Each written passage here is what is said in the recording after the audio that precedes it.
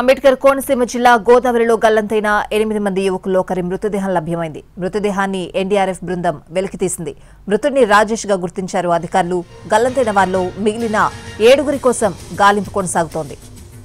గోదావరిలో గల్లంతైన మిగిలిన 7 కోసం ఇంకా గాలింపు కొనసాగుతోంది. పూర్తి వివరాలు అడిగి తెలుసుకుందాం. మా ప్రతినిధి సుధీర్ లైవ్ లో ఉన్నారు. సుధీర్, సహాయక చర్యలు ఏ విధంగా జరుగుతున్నాయి? స్వాతి, ముమ్మిడివరం దగ్గర గోదావరిలో గల్లంతైన 8 మంది యువకుల ఆచూకీ కోసం గాలింపు కొనసాగుతుంది. అంటే నిన్న సాయంత్రం వాళ్ళు ఒక ఫంక్షన్ కి వచ్చి ఫంక్షన్ పూర్తయిన తర్వాత ఇక్కడ గోదావరి కమిడిలంక దగ్గర గోదావరిలో స్నానం చేయడానికి దిగి ఒక్కసారిగా గల్లంతైన పరిస్థితి. మొత్తం 11 మంది ఇదే గోదావరిలో నిన్న సాయంత్రం వాళ్ళు స్నానాలు చేశారు. కానీ ఈ వాటర్ ఫ్లోటింగ్ ఎక్కువగా రావడం, యానం దగ్గర సముద్రం గోదావరి కలిసే దగ్గర వాటర్ ఫ్లోటింగ్ అనేది ఫోర్స్ వెనక్కి రావడంతో ఈ ప్రమాదం జరిగినట్లుగా, ఈ ఘటన జరిగినట్లుగా స్థానికులు చెప్తున్నారు. దానికి తగ్గట్లుగానే చూసుకోవచ్చు మనం. ఇటు ఎస్డీఆర్ఎఫ్ బృందాలు కావచ్చు, అదేవిధంగా పోలీసు, మొత్తం జిల్లా యంత్రాంగం అంతా కూడా ఆ 8 మంది ఆచూకీ కోసం గాలిస్తున్న పరిస్థితి. ప్రస్తుతానికైతే ఒక మృతదేహం లభించింది. మిగతా 7 ఎక్కడ ఉన్నారు ఏంటని కూడా పూర్తి స్థాయిలో వీళ్ళు ఏదైతే ఎస్డీఆర్ఎఫ్ బృందాలు గాలింపు చర్యలు చేపట్టారు. అంటే నిన్న సాయంత్రం వీళ్ళందరూ ఫ్రెండ్స్ ఉన్నారు, కొలీగ్స్ ఉన్నారు. మొత్తం ఏజ్ గ్రూప్ అంతా కూడా దాదాపు 27 లోపే ఉన్నారు.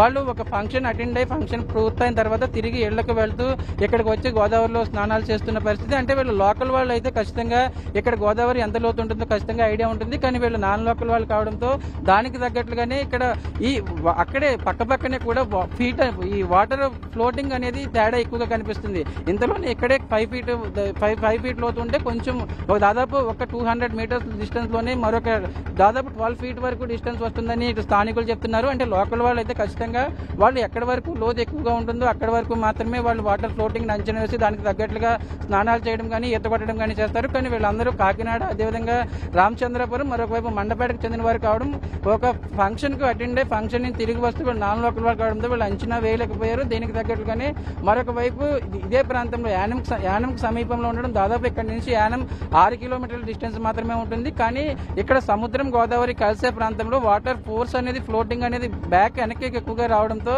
దానికి తగ్గట్లుగానే వాళ్ళు దీన్ని అంచనా వేయలేకపోయారని స్థానికులు చెప్తున్నారు. మొత్తం 11 మందిలో మొదట 2 గల్లంత అయిపోయారు. ఆ 2 కాపాడే క్రమంలో మరొక 3, అదేవిధంగా ఆ తర్వాత మరో 2, అక్కడ అలా 8 మంది కూడా గల్లంత అయిపోయిన పరిస్థితి.